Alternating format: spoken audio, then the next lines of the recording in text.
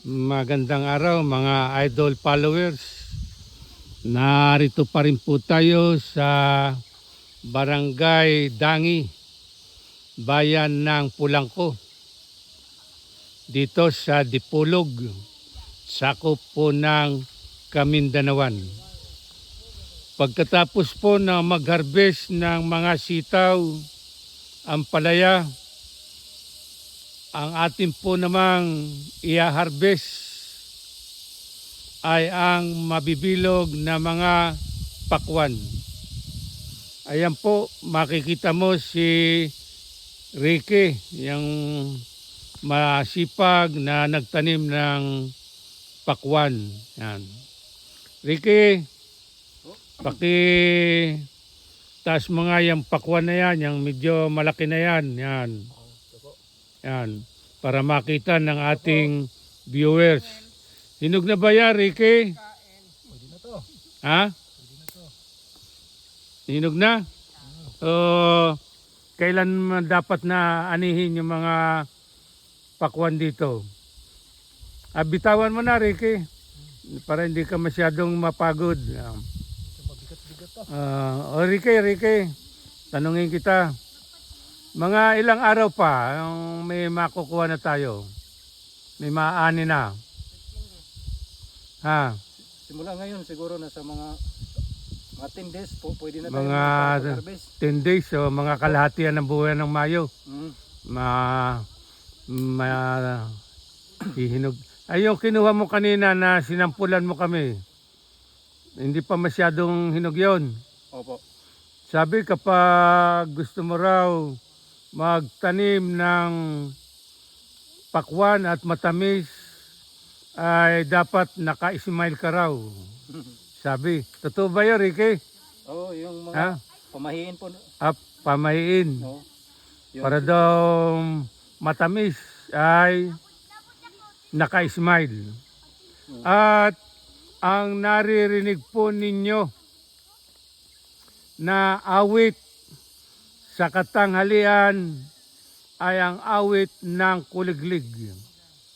Marahil sa masayang pagtatanim at laging inaawitan ng kuliglig ang taniman na ito ng pakwan, ay kaya lalong tumamis ang mga pakwan na tanim ni Ricky.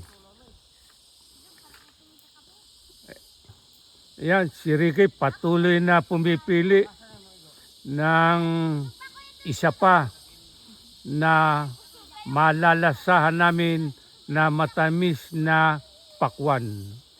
Sabi nga sa isang awitin ng mga taga-Kamiling sa Tarlac, abay, mapapakanta na naman ako.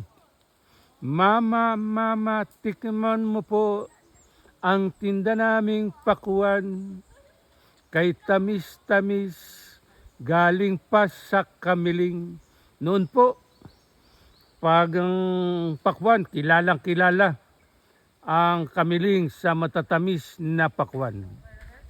Kung sa Sambales, matatamis na mangga, sa Kamiling, matatamis namang pakwan. At dito po, may nagsisimula pa rin o nagsisimula na matulad sa pakwan sa Kamiling. Dito po sa Barangay Dangi, sa mga tanim na pakwan ni Ricky, ay masasabing matatamis din na pakwan. O Ricky, may napili na ba tayo? Magtanim ng pakwan, laging nakangiti, at aawitan pa ng mga kuliglig dito sa Barangay Dangi. Ang malalasahan natin ay matamis na pakwan. Sabi nga, kapag may itinanim, may aanihin. At tulad ng sabi ni Ricky, mga ilang araw pa lang o mga ilang araw na, mga 15 days, mag-aani na dito sa Barangay Dangi ng matamis na pakwan. Ricky, salamat sa araw na ito. Salamat. Kaway-kaway tayo para sa matamis na pakwan. Hawakan mo pa nga yung isa para makita ng viewers yung ating mga pakwan. Yan. Kahit alin diyan. Yan, ito nasa gitna. Yan. Ayan. Ayan ang pakwan ni Ricky. Salamat Ricky sa araw nito. At sa aking mga idol followers, paki-subscribe sa aking YouTube channel at Facebook page para sa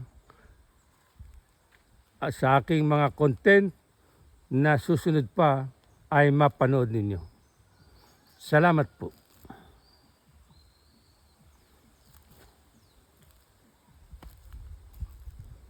Isa pang pakwan na pakita mo, Ricky. Isa pa. Yan. Ano kaya? O pwede na, Ricky? Sabi nga, huwag pilitin. Hintayin para sa matamis na pakwan.